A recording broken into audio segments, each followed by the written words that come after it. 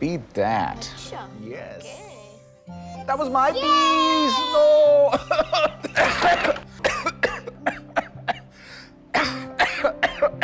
बार बार गले की खराश खांसी मतलब वीक इम्यूनिटी। इसे बड़ी बीमारी बनने में वक्त नहीं लगता।